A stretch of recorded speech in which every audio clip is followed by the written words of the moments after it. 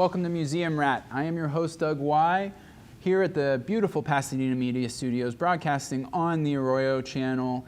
And we've done it. This is the second part of the finale of Season 1, a 10-episode season of Museum Rat. It has been an absolute joy to be producing this show and hosting it.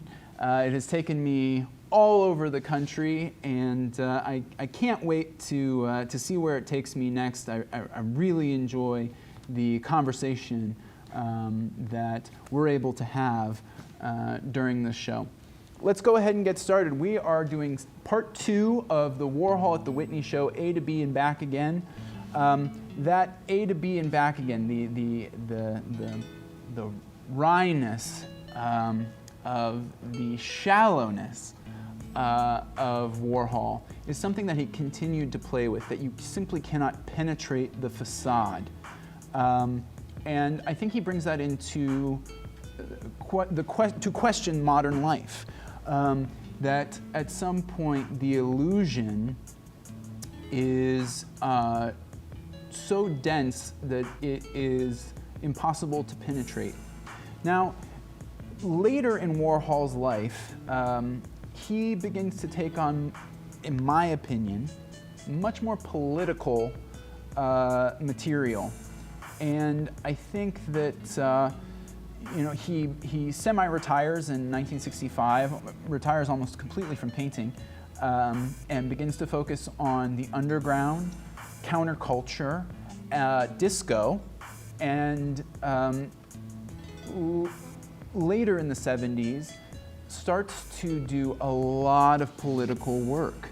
And we're going to go ahead and get started right now. This is 30 or Better Than One. This is in reference to, obviously, the most famous portrait of all time, and the idea that there is only one Mona Lisa, right? The uniqueness of the cultural artifact is something that Warhol continues to smash over and over and over again, with the idea of replication. I think that he is a master, certainly, of image, industrialization, finance, and persona, but he begins to question the authority derived from these phenomenon. Once he has acquired those things, once he has, I'm sure he always had a twinge of being an outsider, but he found himself at the center of the cultural universe, and he begins to question how people, not unlike himself, find themselves in positions of power. And in my opinion, his work becomes hyper-political. This is The American Man.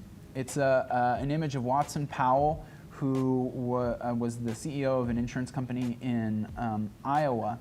And think about how many American men this looks like. And it begins to bring up things of questions of indoctrination, of assimilation, of what it means to be American, is part of being American assimilation.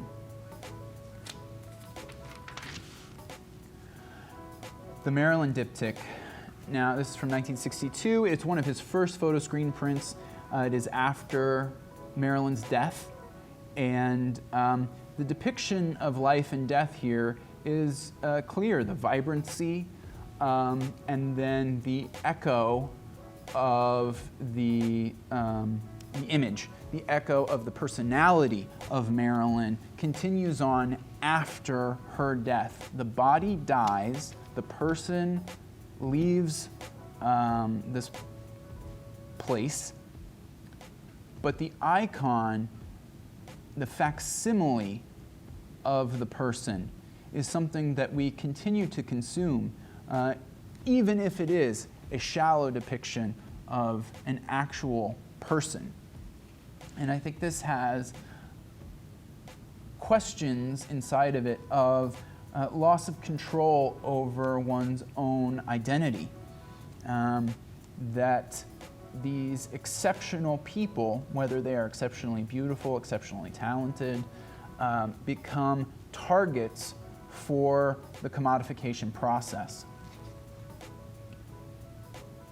Beautiful. His color work is always staggering.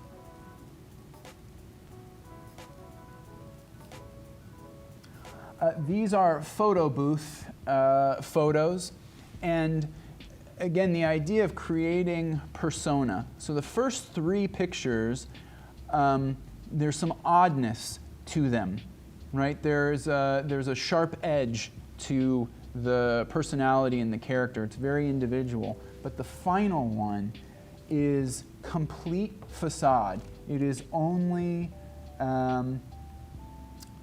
it is sterilized and awaiting your projection, awaiting the viewer's projection of the personality onto the character. Something that he does many, many times. Screen prints of himself. No surprise that you look at these and think, oh, that's Shepard Fairey, who of course structured his persona as a reference to Warhol. These are of Ethel Scull. It's called Ethel Scull 36 Times. She was a high society art collector who commissioned a portrait from Warhol.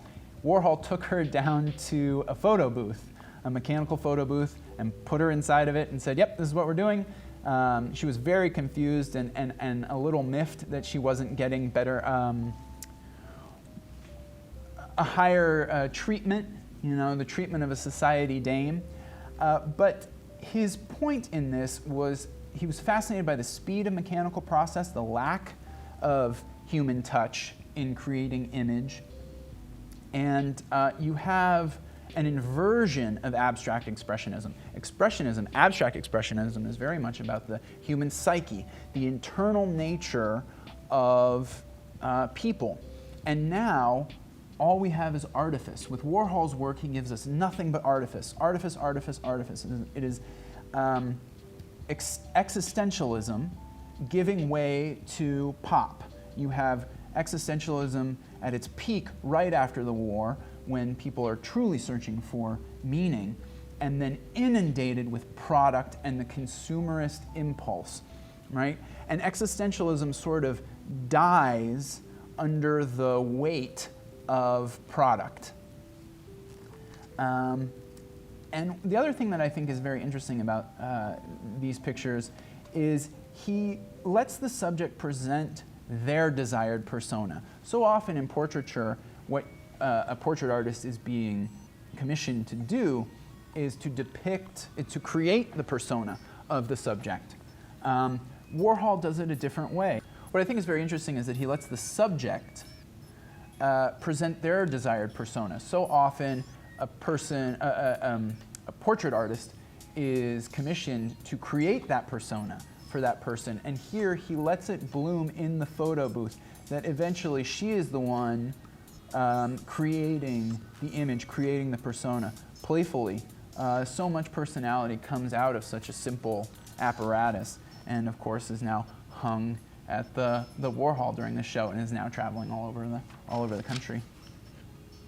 This is called Most Wanted Men. It is his first outdoor work. It was done for the Queen's World Fair. These were huge images of the most wanted list of the FBI. You still have the queer readings of Most Wanted Men. These were things that Warhol was very interested in playing with in public space. Think back to the Superman puff image. Eventually, he was asked to take them down and instead painted over all of the outdoor depictions in just pure silver. And we begin to get into his Death and Disaster series. The fascination with infamy as a juxtaposition, as a foil to his fascination with fame. Same as attraction and repulsion. the polarization and the tension that sits in between those, the idea that there's a disaster, but you want to look. He runs that circuit many times and kind of finds so many places in the spectrum of human meaning to discuss that tension in his work. Tuna fish disaster was about tainted cans of tuna fish that killed 2 New Jersey housewives when they ate it. You have the industrialized process that he's brought up in other content, now bringing poison and destruction into our world. This is called Saturday Disaster. I think that the car accident pieces that he does are an extension of his fascination with photo booths.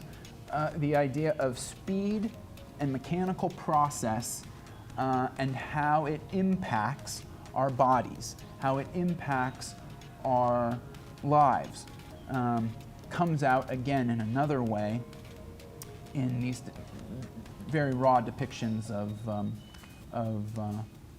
car accidents.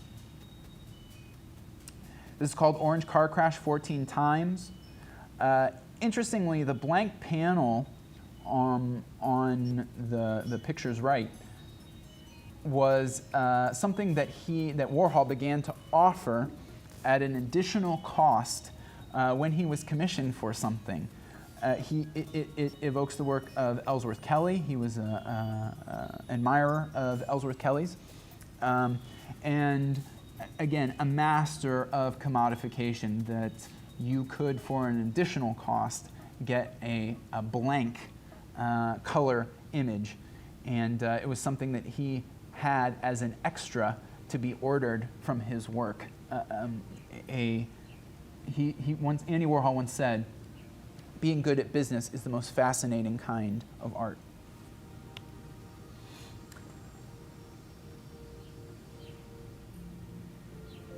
Really brutal and very real depictions of the individual inside of modern process. Right? Try living without a car. Your body is forced to go at those speeds.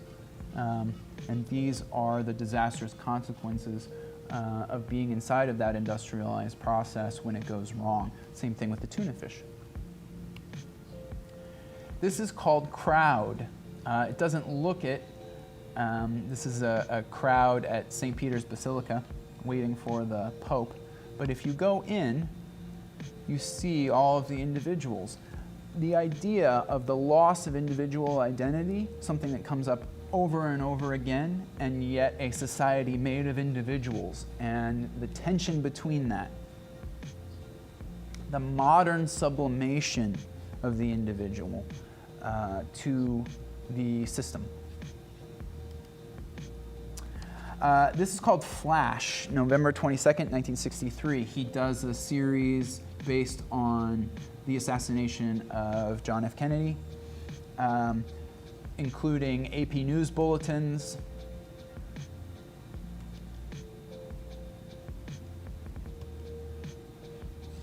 depictions of the window where Oswald fired the rifle. We won't get into conspiracy theories here. And even an ad, he did an ad, a rifle ad in this series that was the rifle used. And he continues to be very curious about JFK and Jackie O. This is from JFK's 1960 campaign poster, and you can barely see him. He has faded in death, and the vibrancy and potency that he brought to his administration, to his life, is gone. And I think that Warhol is very curious about the power of life, the power of kinetic living, of people who are out in the world making choices and making decisions and the impact, and then the abruptness with which that power is taken from the individual.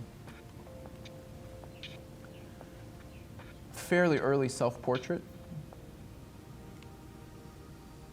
I really like this picture of Warhol vacuuming because it points to the unseen maintenance of facade, the unseen maintenance of illusion.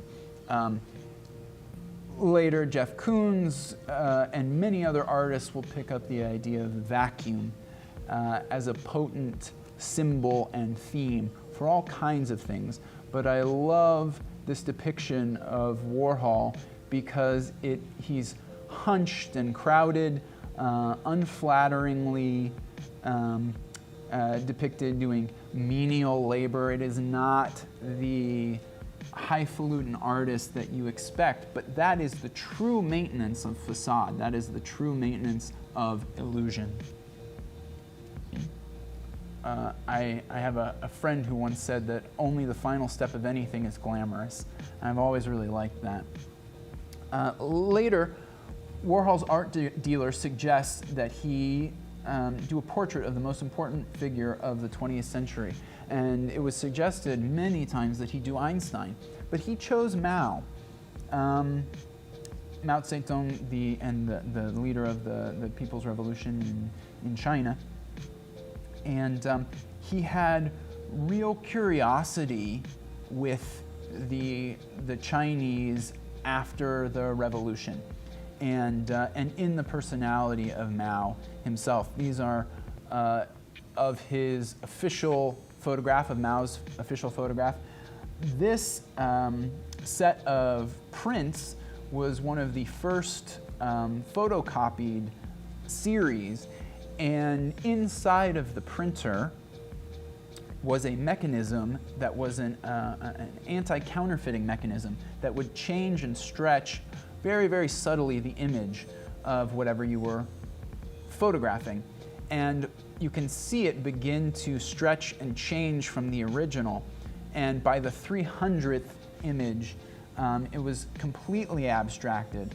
Warhol embraced that process when the printer brought it to him and said, "Oh, it's warping." Warhol said, "Great, keep pushing that to its absolute limit," and ended up with a totally abstracted image, no longer really of Mao. And this is a huge painted and then screen printed over it depiction of Mao. You don't get the scale of it in the photograph, but it is enormous. There's actually a film of Warhol creating this, and it's laying on the floor as he's pulling things and pulling screens and painting it and wandering around and having lunch. The coloring of Mao, the eyeshadow and rouge and lipstick suggests the propaganda treatment that Mao's legacy receives in China, instituted by the Communist Party, all the way back to when he took power. And he continues to lampoon political figures. My favorite is this depiction of Nixon as almost a monster, very Frankenstein-esque, and of course the caption, very wry, "Vote McGovern." Great joke, and elicits laughs, over and over again in the gallery. So to this day, that plays very, very well for a laugh with the audience. Then we start to look at skulls, the universal dramatic icon of human mortality, perhaps the most universal icon of humanity. And he's doing these meditations in pencil, in photos, in prints, in pattern, considering the light and the shadow. These are after photographs of skulls, after considerations, after different light studies. He was a meticulous researcher and then knew the second that he landed on something, he knew where to take it. Just like the photocopies. Oh, this is going wrong. He's like, no, it's going very right. Take it to the extreme. And he continues to study skulls.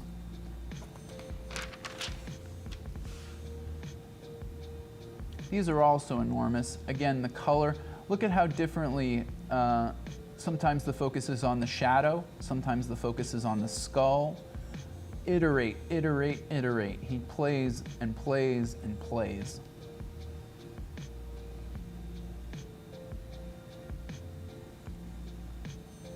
This is called 6 Self-Portraits in Drag. This is from 1980 to 1982. And so much attention is being given, and rightfully so, to Cindy Sherman, the photographic artist who constantly changes her image in order to depict different lives lived. And there are international lineages of this style of photography. I saw a wonderful exhibit at the Vancouver Art Gallery on Indian photography that does exactly the same thing, the creation of persona and image, of self creation and photography is a well-established artistic lineage in India. And when you look at Cindy Sherman's contact sheets, there's a really telling contact sheet from when she was a student. And the first picture of about, let's say, 16 pictures, she looks like Barb from Stranger Things, intentionally. Full button up, plain plaid glasses, unstyled hair, androgynous, and through the series of 16 images, she starts to change clothes, begins to apply makeup, lightens her face, although the photographs are in black and white, lightens her face, applies makeup, and by the end has a very jaunty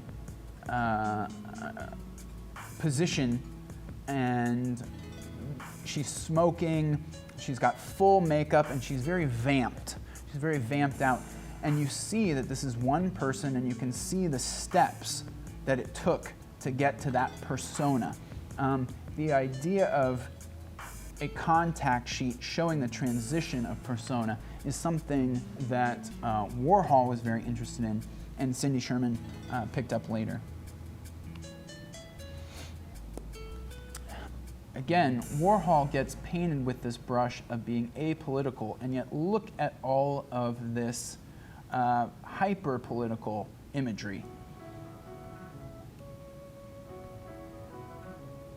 Very religious, right? He's questioning icons. He is provoking the belief systems of the viewer.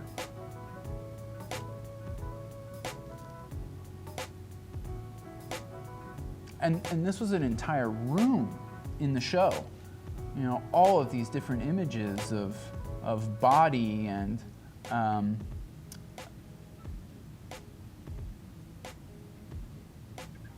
somebody wants to buy your apartment building, right? Fear.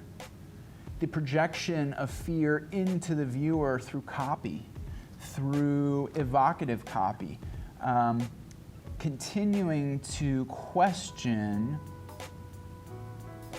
the construction of propaganda and the power of propaganda. With Mao, fully iconographic. With this, fully with text, with copy. He's isolating the elements for their individual power and presenting them back to the viewer, abstracted, and you can now, the viewer can now consider how propaganda affects us, and the elements of it. part of what makes propaganda so difficult is that it is intentionally subliminal and subtle.